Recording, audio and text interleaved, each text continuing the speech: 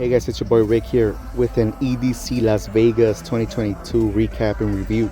It is EDC week now, and so I figured I did a bit of a review for newer ravers and for first time EDC Vegas goers, filled with a couple of tips and what to expect with an unbiased review. Here we go. The event security, the security guards at the front get a half a point. They can be friendly, they're enjoying themselves, they're patting down people, but they can be strict and they can be loose in my opinion. There can be extensive searches, there can be looser searches in my opinion. Take that for what it's worth, and say I know some of you are trying to sneak in stuff, lol. Half a point for security in my opinion. That is yours truly, by the way, trying to get that iconic pic at the entrance as everybody else. As a tip, I will say that you guys do what I'm doing here is just record video of yourself there. You know, as you're doing different poses, then just screenshot the best ones later, as there will be a long line as always. Incoming a couple more fit pics from last year, but the event bar does get a half a point as well. Drinks are overpriced in my opinion. Regular beer or seltzer can will run you around 19 bucks.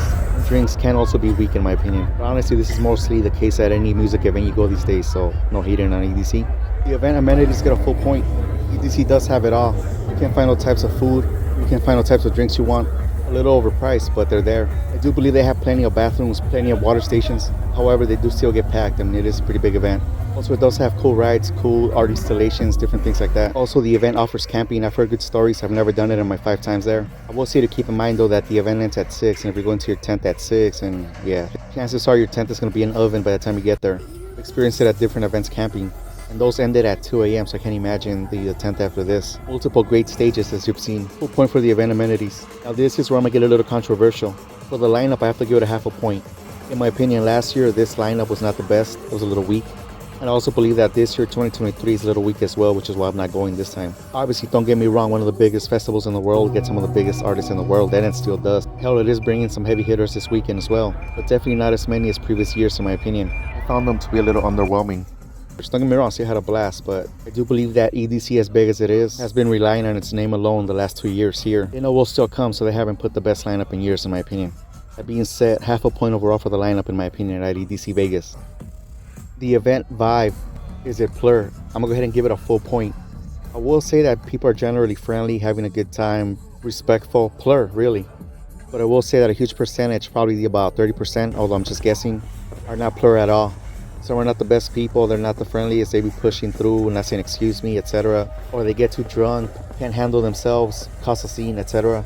Personally, I think it's because it's the biggest rave in the US, and some people that are not full-on ravers just come for the experience because of the big name that is EDC. Which, by the way, I do agree that all are welcome, but I do feel that sometimes that does change the vibe. I'm sure you all could agree. That being said, bring your candy. You will trade with a lot of people. A lot of people are doing that plur stuff, and yeah, full point for the event vibe. Yes, it's plur overall. Although low-key, it all does go out the window too every day when you leave the event in the parking lot, lol. For the event safety, I have to give it a half a point. Don't get me wrong, it's very safe as far as med tents and, you know, fast responders, all that good stuff. They also do have a very heavy police presence, undercover, stuff like that, you know, to keep us safe. There's no questions there. As the only thing that I call questioning of safety is more questioning of your items, safety of your items. Because as all of you know, or maybe you don't if you're newcomers, EDC Vegas is probably the mecca of phone stealing, pickpocketing. Every year there's thousands of pickpocketing reports of cell phones or even wallets. It's a very organized crime ring. As you guys know, they do it all over San Bernardino too at the NOS Event Center. Just be mindful of your stuff. Not very plur, guys. You guys are bottom feeders if you are pickpocketers. Half a point for the safety overall. I'll give it a full point for the event attendees. Not sure how to quantify this, I guess, as far as attractiveness goes. Yeah, there's a bunch of good-looking ladies, good-looking guys, nice group of people. Little demographics, I believe it's mostly Asian, Latino, Hispanic. Probably make up 60% of the population there. Maybe 20-25% Caucasian, miscellaneous races. Also, there's a big population of members of the LGBTQ community. People of all walks of life are welcome. And the age groups are very diverse here. It's an 18+ event. You see 18-year-olds, you see early 20s, mid-20s, late 20s.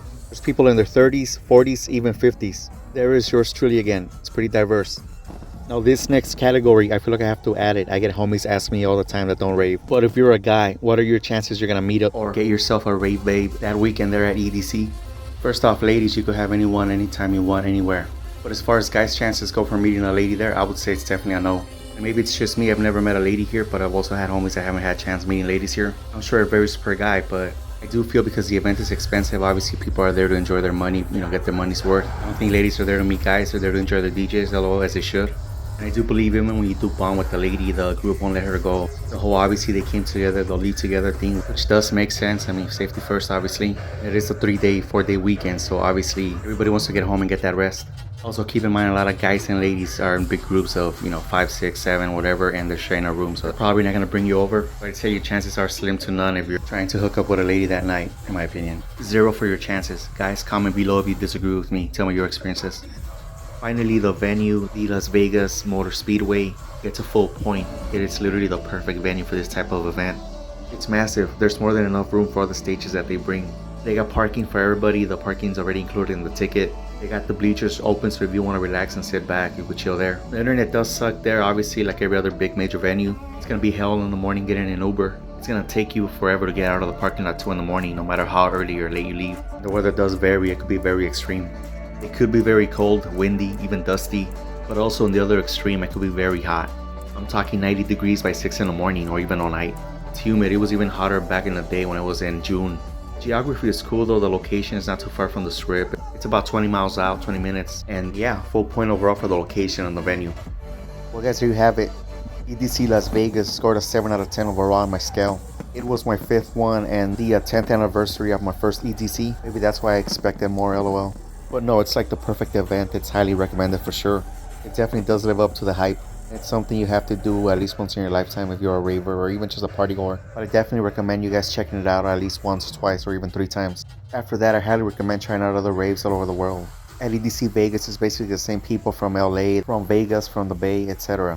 But anyways, thank you guys for checking out this unbiased EDC Vegas review. And don't forget to please follow and check out my upcoming posts as I document all my upcoming events. Thank you guys.